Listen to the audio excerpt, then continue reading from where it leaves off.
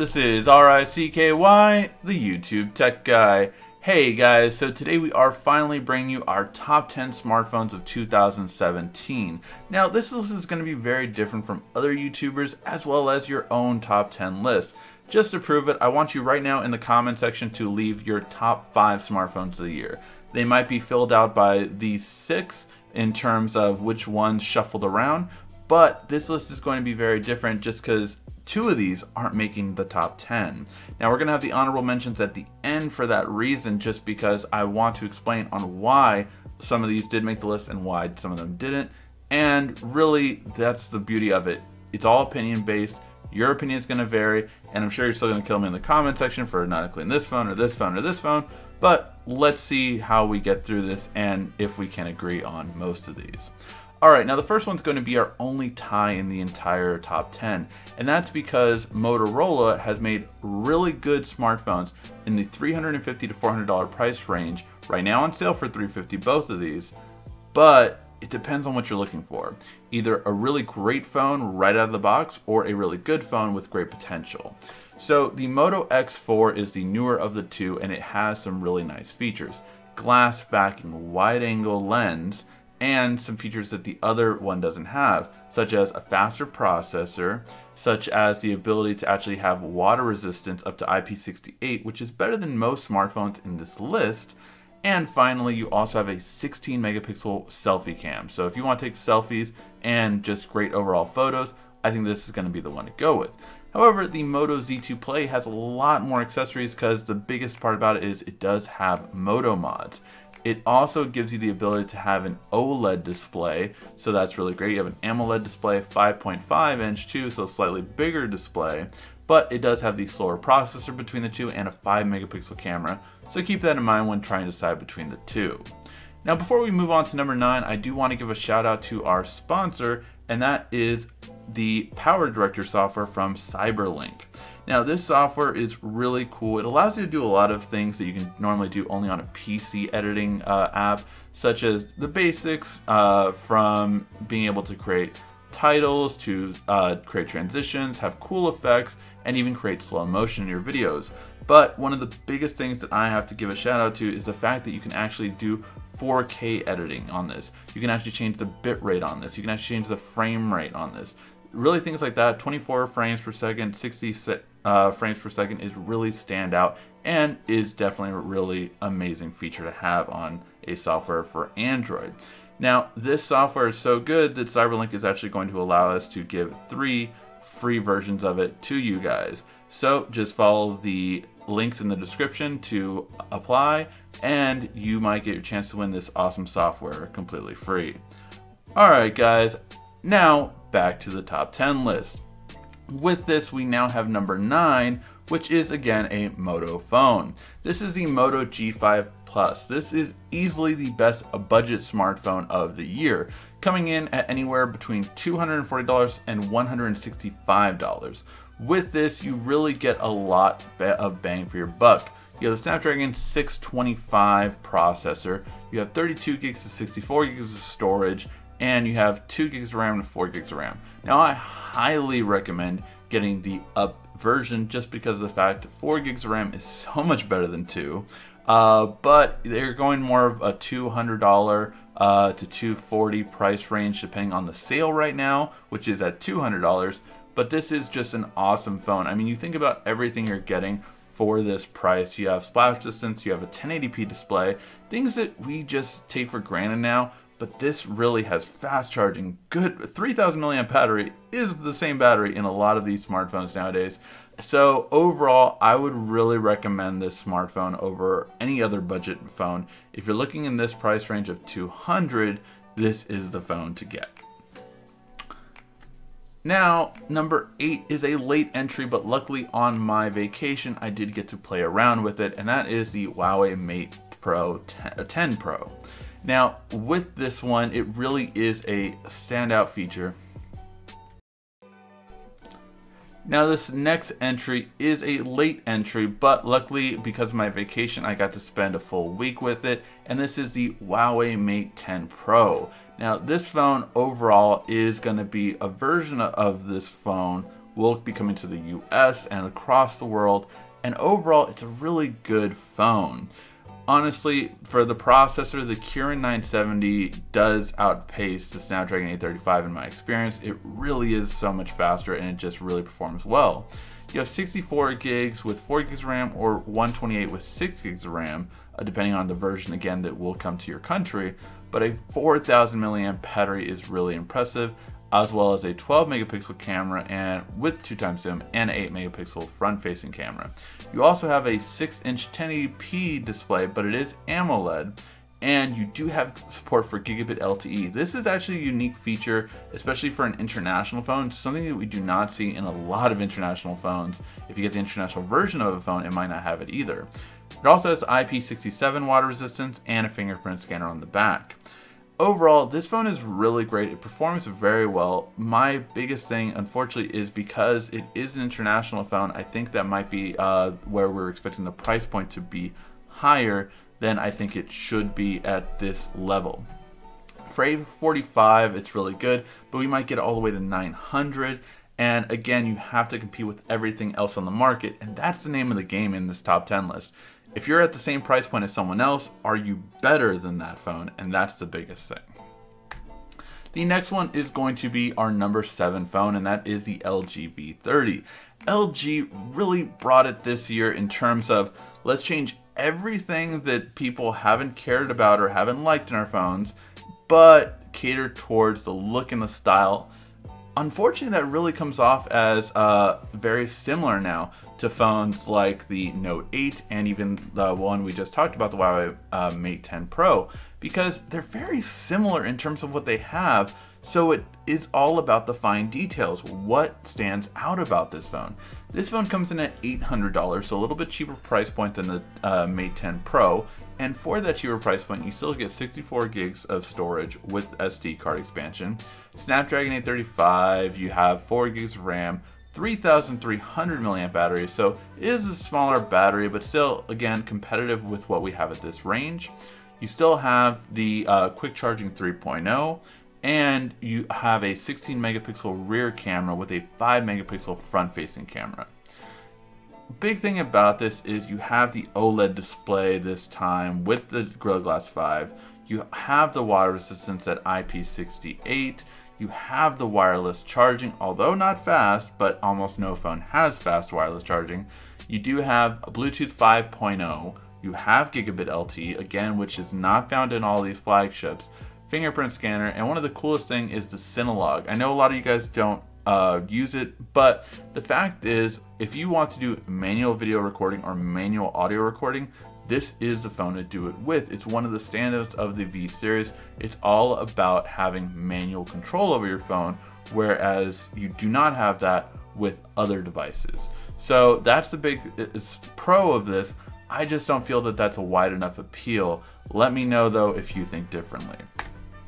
The next one is number 6. Now, when I saw the Razer phone, I honestly thought it was easily going to be top 5. But after spending a full week with it, again on my vacation, I really see the pros and the cons of it.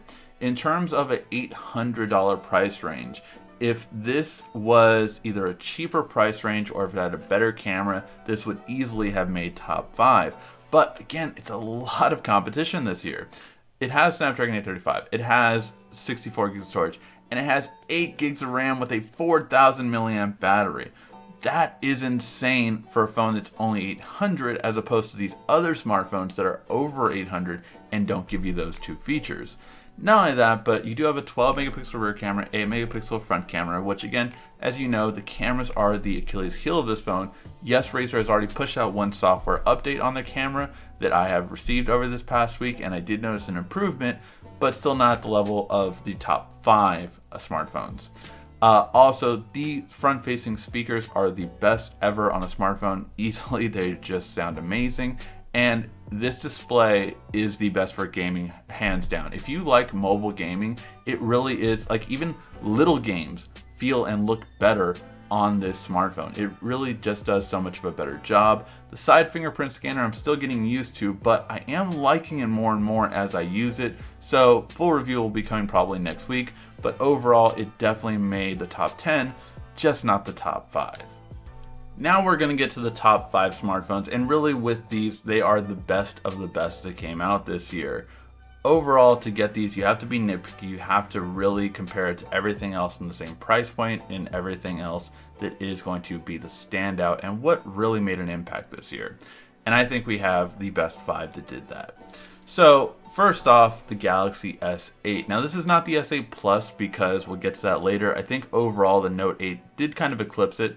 And we did kind of forget about how big of an impact the S8 really made this year. I mean, you think about Samsung came from the Note 7 debacle, they really had to have a hit, and this phone hit it out of the park.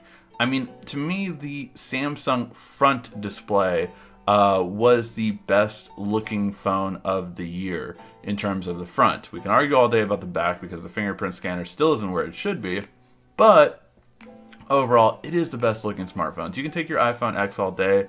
To me, the Galaxy series phones really came to play this year when it comes to look and design, and overall it definitely has stood out.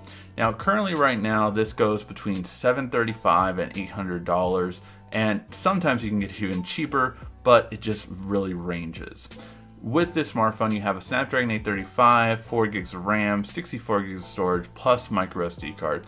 You have IP68 water resistance. You have one of the only smartphones with fast wireless charging. This charges faster than other smartphones. Overall, that's a big impact, and Samsung developed this technology on their own for a while. That's why other smartphone makers that depend on Qi standard are barely coming up with their own. You do have other standouts too, like Bluetooth 5.0. You even have dual audio. The fact you can play it from 2 different speakers of 2 different manufacturers is a really cool feature. You have things like iris scanning. You have that horrible fingerprint placement. You do have a 3000 milliamp battery. And one of the biggest things is their cameras. Honestly, Samsung has maintained one of the top 3 cameras of the year for the past few years. And a lot of it has to deal with the dual pixel technology that a lot of people don't talk about. Now, this isn't dual cameras. Dual pixel is basically a technology that Canon really pioneered in professional cameras, and Samsung brought it to their smartphones last year. This has stood out in terms of low light technology, as well as speed, as well as just overall having a really good day shot. So with all of this built into it at a 5-inch screen with the Super AMOLED HD, that really is the best screens out there. Samsung makes the best screens. You can talk all day about DisplayMate and which Samsung screen is the best, but overall, if you have a Samsung screen, you have the best screen. You have the brighter screens, and that's why this one easily makes the top 5 for what it did this year and still how good of a phone it is. Now let's get into number 4, which is going to be the iPhone 8 Plus. This is the best iPhone of the year.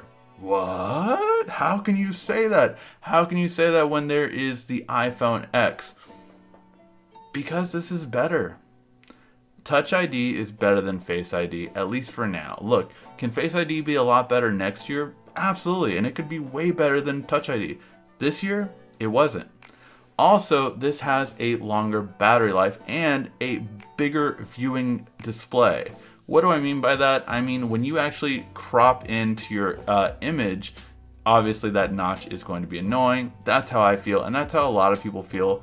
Some YouTubers didn't want to say it as much because, you know, you have to be respectful. But overall, the iPhone 8 Plus is a cheaper phone starting at $800.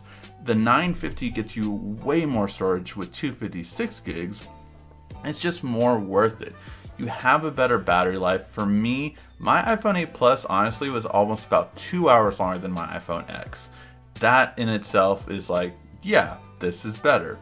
You have a really standout with the Apple brought this year with its amazing processor and its 4K recording at 24 frames or 60 frames per second, which I still cannot believe they pulled off, but they did, and it's amazing. It has IP67 water resistance. It has wireless charging finally. With the latest version, it has a faster form of wireless charging, but not the fastest. It's still slower than Samsung smartphones, but faster than other phones out there on the market. Now, the really great part about this is the Touch ID. Touch ID as a fingerprint scanner is really amazing, and it definitely stands out. Overall, I think this is the best entry that Apple gave this year. Yes, it doesn't have OLED. Yes, it doesn't have the ability to give you a Touch ID less face scanning idea, but overall I don't care about that as much, and I definitely don't care about animojis. Now it does come with fast charging, but you have to buy that separately, and again you can take that into the price savings that you get by getting this phone, which again in my opinion is overall the better bang for your buck and better phone honestly that I would recommend for 2017 this year. Now number 3, the OnePlus 5T. This was a later entry again, and unfortunately I only got to play with this phone for an hour or so, but it really cannot be denied what OnePlus has done in this price range is just remarkable. Now you can see you get less things here compared to other smartphones in terms of what you get in terms of extras. You know, the water resistance isn't there, the wireless charging isn't there, but you do get a lot. For a $500 phone, that is $300 to $400 to a $500 cheaper phone than a lot of these flagships. You do get Snapdragon 835 with either 64 gig or 128 gigs of storage, 6 gigs of RAM or 8 gigs of RAM, one of the only 2 phones that have 8 gigs of RAM that have made a huge impact this year, 3,300 milliamp battery with dash charge, the fastest form of charging on a smartphone. You have 16 megapixel rear and front cameras, and a 1080p AMOLED display with Gorilla Glass 5. You still have Bluetooth 5.0, you still have fingerprint scan in the back, and you have a headphone jack. Overall, this made number 3 very easily, and it's easily the best smartphone for the price. If you want to talk about smartphone for the price, it is the best one, and you shouldn't hesitate to get this one. I really am very impressed by it, the little time I had to play with it, and overall I wish I would also get this phone. Maybe we're gonna see if we can get it in the studio later on, because this is a remarkable phone that should be praised for what it can do. And now number 2. Number 2 is the Google Pixel 2. Notice there is not 2 letters after that saying XL. That's because, in my opinion, the Pixel 2 is the better smartphone compared to the Pixel 2 XL. What? The Pixel 2 XL is like everyone's top smartphone of the year. Yeah, it might be. This is my list, not theirs. Why is the Pixel 2 better than the XL? It didn't have any of the issues. My Pixel XL had a lot of issues. And look, if you didn't have them, that's great. You had not a big of a blue tint issue, because that does vary. It doesn't mean that it's, oh, everyone has the same blue tint. No, it actually does vary, and that's really lost in translation. Also with the color saturation, that got lost in translation with all the stuff. Now, I've had Android 8.1 for a little while now, so I have experienced the better improvement on the camera, the better color saturation, but overall, it's still not the same color saturation that I would rather have on a lot of other AMOLEDs. From OnePlus to Samsung to a lot of these other smartphones, they have better colors, and it's a software issue that Google still hasn't really fixed entirely.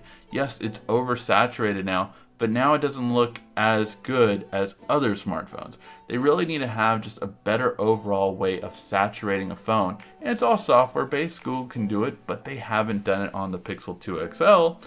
However, the Pixel 2 is a Samsung screen, and it has the color reproduction just right, and it doesn't have any of the issues.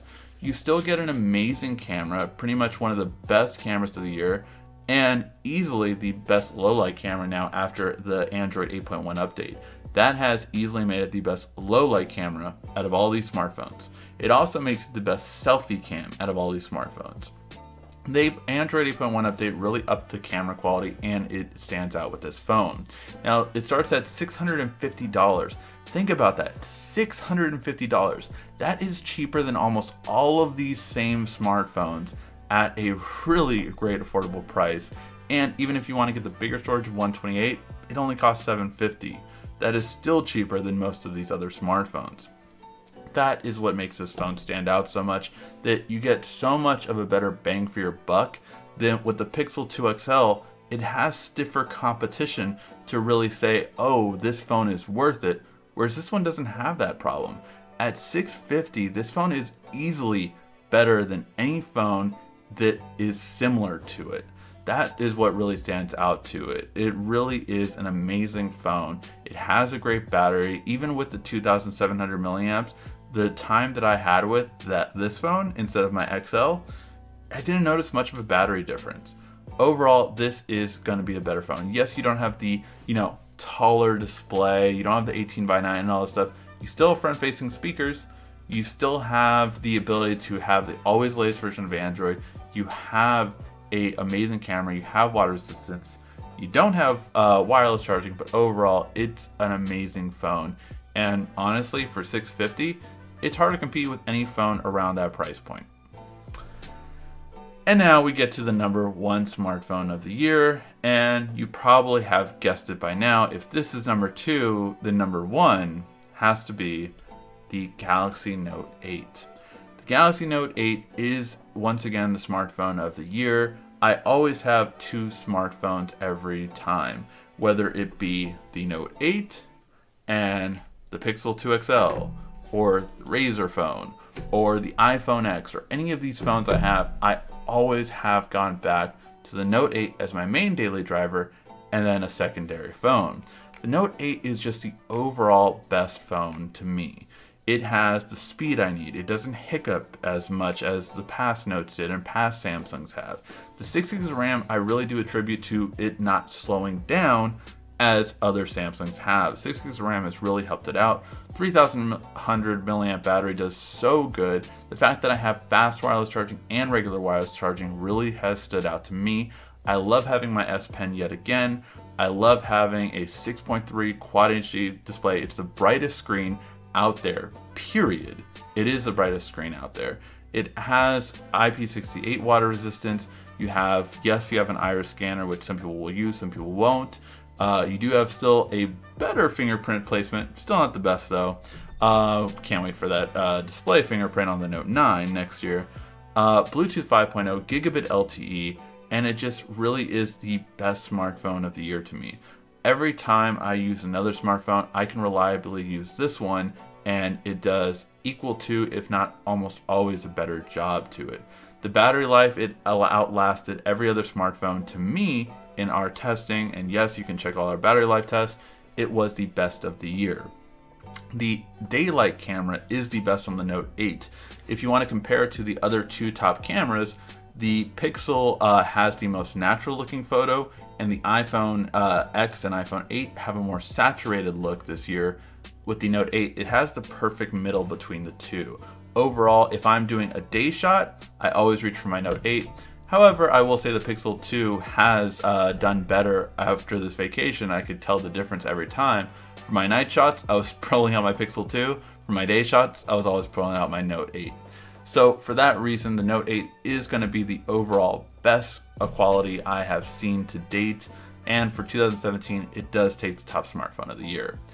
Now let's get to our honorable mentions, just to list them off. The HTC U11, now with the Plus coming out, not out yet, but is a good phone. Again, HTC this year really just didn't bring anything better than other smartphones did. The Pixel 2 XL and the iPhone X, again, are honorable mentions, but I gave my reasons on why they're not on the list. The Honor 7X, really, this is a matter of timing. I've already ordered this phone. I did not get to use it though, so I could not put it on the list, but it definitely could have made number 9 or number 10 with the high specs that it has for a $200 smartphone. And finally, the G6. LG did a great start this year, but the V30 definitely outclassed it. So overall, that is the list. Alright guys, let me know how much did this list differentiate from yours. Do you think your list is the true list? And give a thumbs up to whoever you think has the best list in the comment section. If you agree with theirs more, then by all means give them a thumbs up. If you agree with mine, or at least like this video, give mine a thumbs up. And don't forget to enter in the giveaway. Alright guys, thank you always so much for watching. Hope you did enjoy this video. Please give a like, thumbs up if you did. This has been RICKY, the YouTube Tech Guy. Thank you for watching our video. If you liked it, why don't you go ahead and subscribe up there. Make sure you follow us on social media right here. And of course, check out our latest video up there. And right down here, you're going to find the perfect video for you. Or at least that's what YouTube tells me. Thanks again.